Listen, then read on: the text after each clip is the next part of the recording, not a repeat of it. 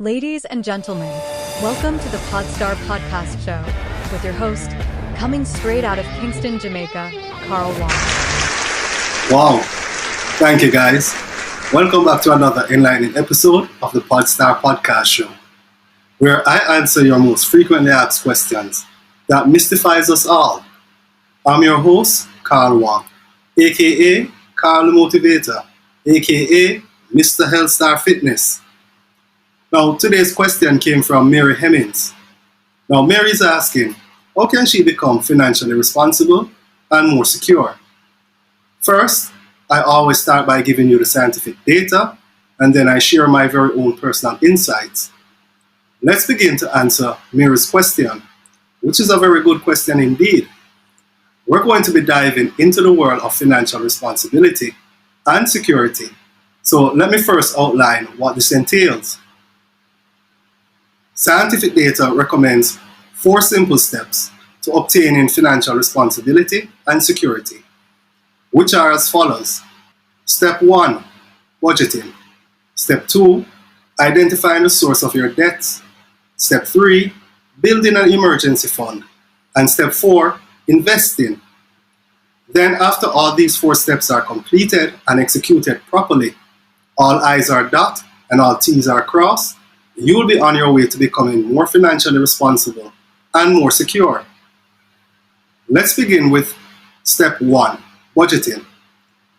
Budgeting is crucial for everyone, especially those of us who are navigating on a low income. But fear not, because by the end of this episode, you're going to have the tools and knowledge to take charge of your finances and pave a better and brighter way for your future. Now, financial research consistently shows that when you actively manage your finances, it will lead to lower stress levels, which will increase your overall well-being. But bear this in mind, it's not just about accumulating wealth alone. It's about knowing how do you utilize your resources effectively. There is a saying that says, a fool and his money will soon part, which are true words. Don't you agree? Now, to be financially stable, as I said before, you have to start with budgeting, which is key. Picture it as the foundation when building a house. It's the first step in gaining financial stability. By creating a budget, this will allow you to monitor your income and your expenses. Just like a hawk watching its prey, they never take their eye off their prey. It's the same principle that you have to apply with your money. You have to watch your money just like a hawk. But luckily for us, there are many user-friendly budgeting tools and apps that are available to help us simplify this process.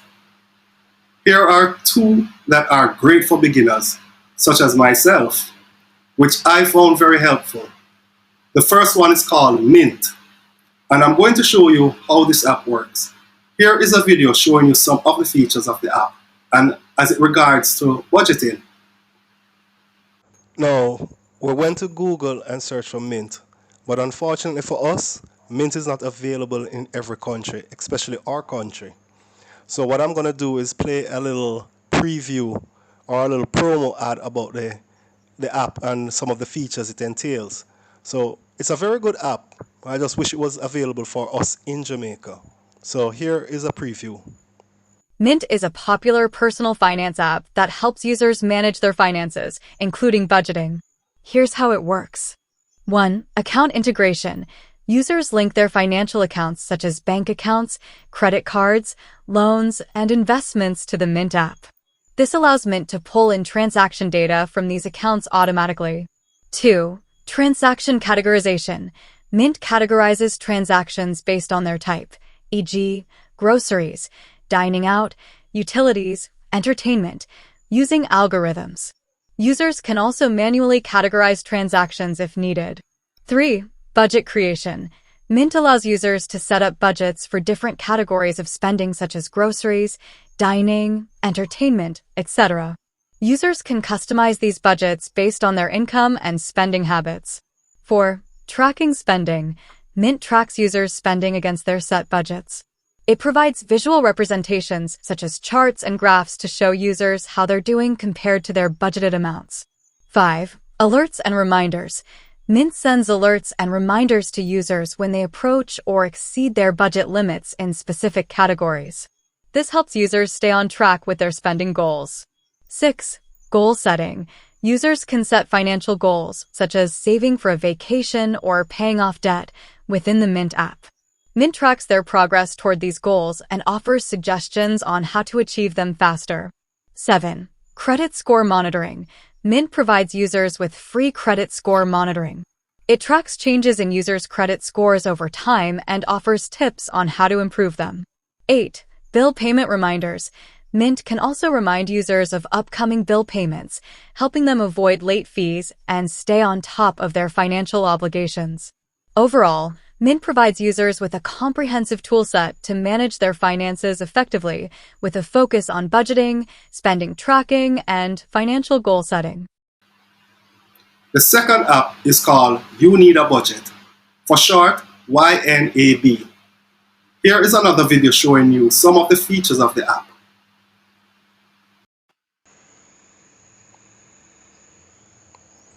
Yeah, so we're going into Google. We're going to type in YNAB and look for it here. There we are. We're going to click that. Then it brings us to the screen, and because we don't have an account, we're going to start the free trial. We're not going to log in with email and password. We're going to use, and there's no credit card required, so note that. I'm going to go down to Google and let's sign in with my Google account, which is quite easy. And there we have it. So it's logging in. We're going to get started. Enter your name.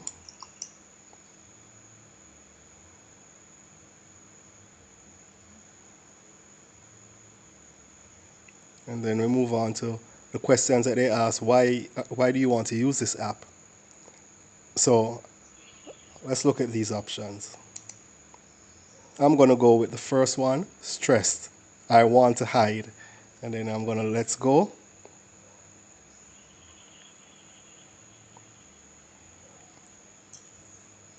Right, and now it's asking you what you're using this app for. Myself, my partner, my kids, my pets, and it's gonna be for myself, for sure. So it's asking you if you rent, you own, or is there other way how you deal with your housing and some of your debts. Is it for credit card, auto loans, student loans, or medical debt? I'm gonna go with credit card debt. Now, it says, let's get out of debt. It's all about sacrifice. Okay, so let's continue. So let's asking which of these debts you want to add to the budget. Let's go with public transit. Let's go with groceries. That's another key one right there. So let's click groceries. Now, which one of these I'm going to choose is going to be, I'm going to go with audiobooks or ebooks. Alright, so now it says another surprise expense. What other expenses that you have that are surprising? Let's click continue and find out what we can add.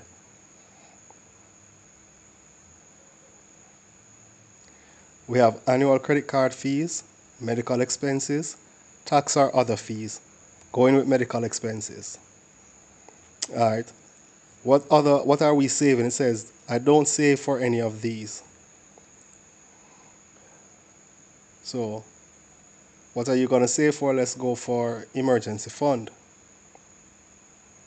Or it says I don't save for any of these. So what don't you save for? I just click emergency fund just to show you how it works. So now, where do you want your money to take you? Let's create a plan. Okay, let's have some fun. All right, now this is the last question.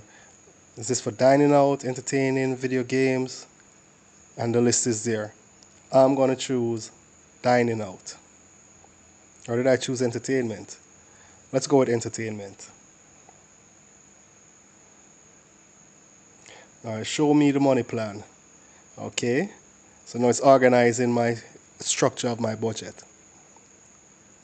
Let me get this off the screen first. Okay. And it says your plan is taking off. Next step is to add the targets for a few of these expenses that you have. So let's go and set our first target. Click that. All right, and it says target practice. YNAB, we want you to get a little bossy with your money. So some will likely go to rent or mortgage or even some coffee. Definitely mind going to coffee. So let's click go and start setting our first target. All right, so now we have a target over here on the right, which is rent. And you can add that amount that you're paying for rent monthly. Click enter and set that. Your utilities. You put in your utilities amount, which we're going to put 20,000 or 15,000. We'll go with 15,000. And let's go with how much for my audiobooks. How much I'm paying for books. That's another 10. Let's say 10. No matter of fact, no, let's say 5. Let's work with 5, okay. And now here are our needs, like our grocery bill money. So groceries now, let's enter the target there. Say you spend roughly between 25,000 a month on groceries. Let's click that. Let's say bus fare. How much for the month do you spend on bus fare? Let's say around roughly 3,000. And these are all estimate prices. We're not saying that this is exactly the budget that I use or that someone else might use. You put in whatever figures you need or whatever figures you definitely spend. So now let's continue and add that to our account. Now the greatest thing about this is that it also asks you to add your account with your bank account. And it will show you how much money you have in your bank account and start to do the maths by saying if you have, say you have $250,000 in your account, now it starts to do the maths to calculate how much is going towards certain expenses and how much is left back. So you see how this app really helps you with budgeting? It makes life so much easier. All right? Thank you. These are just 2 of the many apps out there that will help you with creating your budget. They are fantastic options. Now, here is the second step. Identifying and addressing the source of your debts. I know many of us find ourselves burdened by various forms of debt, such as student loans and credit cards. And believe me, credit cards is the main suspect in why we have debt issues. It's crucial to address your debt strategically. Financial research recommends that you can consolidate multiple credit card balances into a single loan or a credit card that has a lower interest rate. This will help you to streamline your payments and reduce the overall amount of interest that you pay over time. This approach makes it easier to keep track of your debt and may save you money in the long run.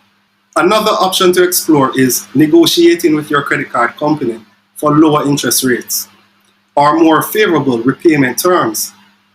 Many credit card issuers are willing to work with customers who are experiencing financial hardship. So believe it or not, don't hesitate to reach out and discuss your situation. They may offer you temporary relief or an alternative payment arrangement to help you get back on track. We all know credit card debts can be particularly challenging to navigate, and many of us find ourselves burdened by these high interest credit card balances, which can quickly spiral out of control if left unchecked. Finally, it's essential to address the root causes of your credit card debts. By examining your spending habits and identifying areas where you can cut back or make more responsible choices, creating a realistic budget and sticking to it can help prevent future accumulations of debts and put you on a path to obtaining financial stability. Remember, tackling credit card debts may take time and patience, But with determination and strategic planning, you can successfully navigate your way to a debt-free future. And guys, don't hesitate to seek support from financial professionals or even credit counseling services if you need additional guidance. Your financial well-being is worth the effort, right? Now, step 3, building an emergency fund. This is another vital aspect of obtaining financial security. As you know it, life is unpredictable, and having a financial safety net can provide peace of mind during challenging times. Aim to save enough to cover 3 to 6 months worth of your living expenses in case of unexpected emergencies such as job loss or even medical expenses. Building an emergency fund is indeed a cornerstone of financial security, but it requires strategic planning and having disciplined saving habits. A financial advisor suggested to me some practical steps to help me establish and grow my emergency fund. Firstly, he told me it's essential to determine an appropriate target for your emergency fund. So aim to save enough to cover 3 to 6 months worth of your living expenses, including essentials such as for housing, food, utilities, transportation, and even healthcare. This will serve as a buffer that will provide you with financial stability in the event of unexpected emergencies, such as job loss, medical expenses, or even major home repairs. He also advised me on ways to build my emergency fund effectively. He said, first, start by setting a realistic savings goal based on your current income and expenses. Then create a budget that prioritizes savings and allocate a portion of your monthly income towards your emergency fund. Treat your savings contributions as a non-negotiable expense, meaning just like paying your rent or utility bills, which are mandatory, the same principle applies to your emergency fund. You can also consider automating your savings by setting up recurring transfers from your checkings account to a dedicated savings account. This approach is called set it and forget it. This ensures that you consistently contribute to your emergency fund, and that's without the temptation to spend the money elsewhere. Also, look for high yielding savings accounts or money market accounts that will offer competitive interest rates. This will help to maximize the growth of your savings over time. As you work towards building your emergency fund, it's important to remain disciplined and try to avoid dipping into it for non-emergencies. You have to resist the urge to use your emergency funds for discretionary purchases or lifestyle expenses. Remember, your emergency fund is your financial safety net.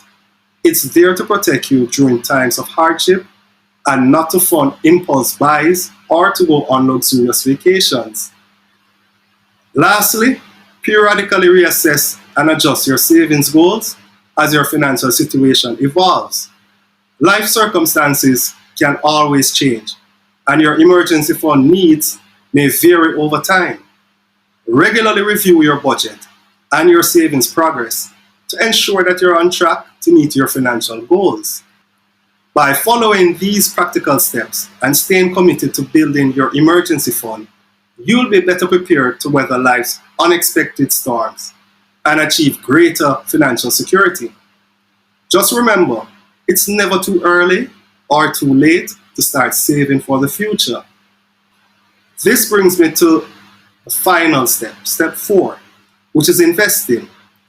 Now, it may seem intimidating, but investing is really a powerful tool for building wealth over time. Even with a low income, you can start small by contributing to a retirement account, such as a 401k or an IRA. And I know my Jamaican people may not know what I'm talking about, but as those plans are not available here in Jamaica, but the equivalent to a 401k retirement savings plan in Jamaica is equivalent to the National Insurance Scheme, also known as the NIS pension. So I advise you to take advantage of employer-sponsored retirement plans if they are available, especially if your employer offers matching contributions. It's essentially free money. The prospect of investing may seem intimidating, especially for those of us on a low income. So there are various accessible options to consider beyond the employer-sponsored retirement plans, like the 401k and the IRA. One investment option to explore is called a Roth IRA, which offers tax-free growth and withdrawals in retirement. Unlike traditional IRAs or 401ks, contributions to a Roth IRA are made with after-tax dollars, meaning you won't receive a tax deduction up front. However, the trade-off is that your earnings can grow tax-free and qualified withdrawals in retirement are not subject to income tax. Another approach you can use when investing on a low income is to consider low-cost index funds or exchange-traded funds, aka ETFs. These investment vehicles offer diversified exposure to a broad range of assets, such as stocks or bonds, at a relatively low cost. By investing in index funds or ETFs, you can benefit from the overall growth of the market while minimizing the risk associated with individual stock pickings. Additionally, consider exploring into micro-investing platforms, which will allow you to invest small amounts of money regularly. These platforms often have a low minimum investment requirement and user-friendly interfaces that makes it easier for beginners, such as myself, to get started with investing. By contributing small amounts consistently over time, you can harness the power of compound interest and gradually build wealth over the long term. It's also worth mentioning the importance of diversification in your investment portfolio. You should try to diversify your investments across different asset classes, such as in stocks or bonds or even in real estate. This will help spread risk and minimize volatility. Try avoid putting all your eggs into one basket to better withstand market fluctuations and increase the likelihood of long-term investment success. Ultimately, investing is about setting achievable goals and staying disciplined and informed about your options. So, whether you're contributing to a retirement account, exploring alternative investment vehicles, or even harnessing the power of compounding through micro-investing, the key is to start small, stay consistent, and remain focused on your long-term financial objectives. Lastly, let's discuss the importance of financial literacy. And I know I stutter on that word. It's best to educate yourself about personal finance, which is crucial for making informed decisions about your money. There are numerous resources available from books and podcasts, such as this one here, among others. There are also online courses and workshops available. Take the time to expand your knowledge and empower yourself to take control of your financial future. Now, we have to take a quick commercial break, and when we return, I'll be giving you my very own personal insights. Are you searching for true love? Well, this book is just what you're looking for. Fated Hearts, Navigating the Journey to Your Soulmate. Now available at payhip.com/empower epic reads. Ebook, hardcover, and audible formats. Don't wait another minute for true love. Let your destiny start now.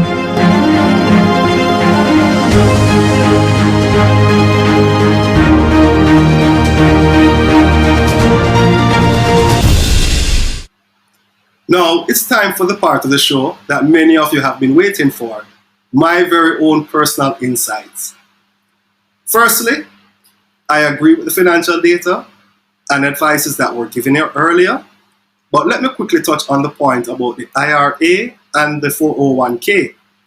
I know, as I said before, here in Jamaica, the equivalent to a 401k retirement savings plan is known as a national insurance scheme, also known as the NIS pension. Now, I know many of you already know what NIS is, but let me explain to the few of us that don't know, especially the youngsters who have never been in the working world before and are now just leaving college university, or even high school to go and integrate into the working scene. There are some of us who are already in the working world and still don't fully understand how it works. So let me quickly explain these 6 points about how it works in the Jamaican context. 1. Let's start with contributions. Jamaican employees and self-employed individuals contribute a percentage of their income to the National Insurance Scheme. These contributions are mandatory and are deducted from our paychecks or self-employment earnings. Next up, number 2, employer contribution. Now, employers are also make contributions to NIS on behalf of their employees. But this contribution is separate from the employee's contribution and is based on the employee's earnings. Number 3, government oversight. Who sees over the NIS? The National Insurance Scheme is managed by the Ministry of Labour and Social Security here in Jamaica. They oversee the collection of contributions and the administration of benefits. Let's move on to number 4, which is benefit payouts. Now, upon reaching retirement age, individuals who have contributed to the NIS are, of course, eligible to receive pension benefits. The amount of the pension benefit or the amount of their pension payment is based on the individual's earnings history and the number of contributions made over their working years. So let's move on to number 5, other benefits in addition to retirement pensions.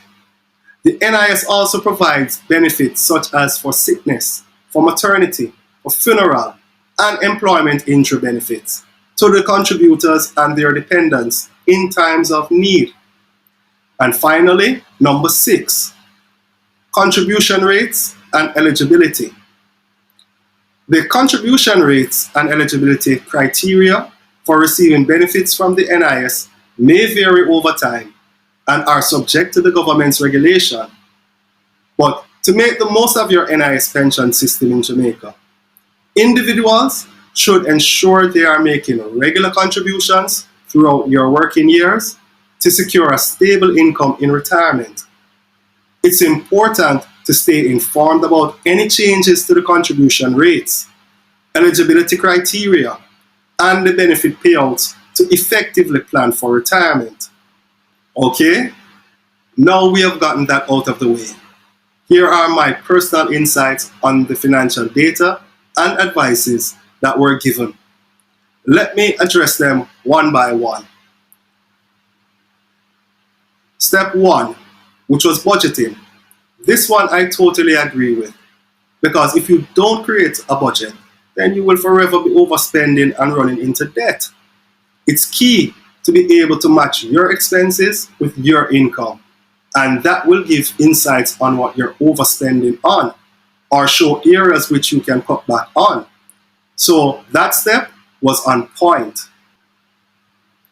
Now, step 2, identifying the source of your debt issues, which ties into what I was just saying. By creating a budget, it will show you or identify the sources of your debt issues. So that step to me was also on point as well. Step 3, building an emergency fund. This is really vital, and I support this step all the way. Do you know how many times I've made a budget but only considered my regular expenses? And a situation reached me just the other day where my left leg was swollen and inflamed to the point I couldn't walk or stand.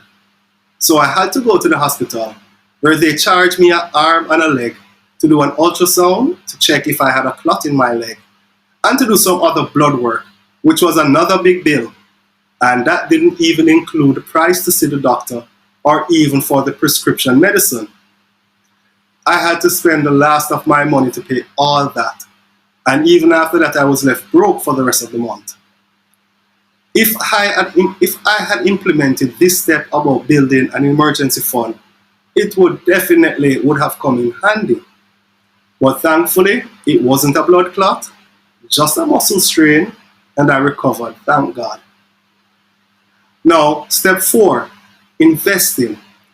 This one I have a few issues with, and it is probably just me, but the strategies outlined for reducing credit card debt, it sounds good and all that, but for me personally, I don't like credit cards.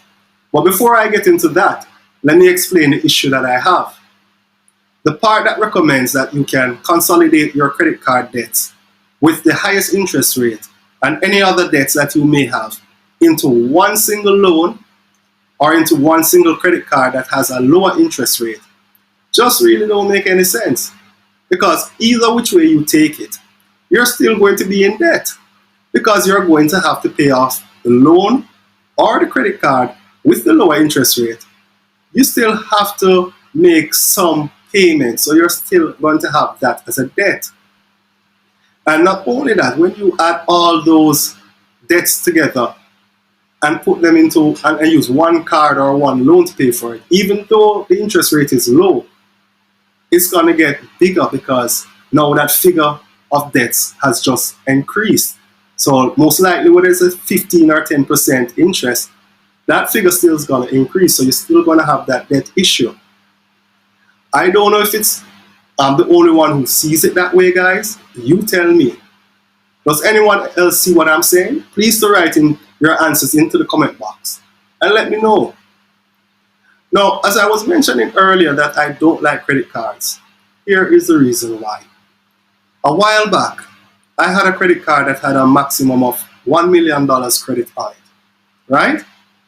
Because I knew that, believe me when I say I went overboard numerous times on that card, making impulsive buys, treating my lady to huge grocery bills, until it reached the point of time to pay the bill. The bill started to look at me like a planet up in the sky. And how I was going to pay that bill just seemed far out of my reach. But fortunately for me, I used one of the advice that was mentioned earlier, which was to go and speak to a bank or your credit card issuer and negotiate a repayment plan. And let me tell you this, the banks are willing to negotiate your repayment terms because they want their money just as bad. And they believe that getting something is better than getting nothing. So no matter how high the bill is, they want it and they are going to accommodate that you will be willing to make a certain amount of payments and to cover that bill over time. They are going to, we'll put it this way, when they add the interest, that's their profit. They basically want back the money that you use. So the interest that accrues is really their profit. And they just want to get back the money that was spent. And there you have it, folks. Mastering financial responsibility and security is now within your grasp. Just implement these strategies and stay committed to your financial goals. You can pave the way to a brighter and more secure future. Remember, it's never too late to start taking control of your finances. Guys, just a quick reminder, if you found the show informative and entertaining, I would really appreciate it if you guys give the show a like, subscribe and follow the channel. You should also share the video with all of your friends because I was taught a long time ago, sharing is caring. So make sure to write your comments and give me your feedback on what you thought about today's topic. You can follow me on Instagram at Carl the Motivator or at Hellstar Fitness, or follow my Facebook account at Carl Wong, or follow me on TikTok at Carl the Motivator as well. All my links will be linked in the description box below. So until next time, guys, this is Carl Wong signing off. Stay financially savvy, my friends, and let's get it.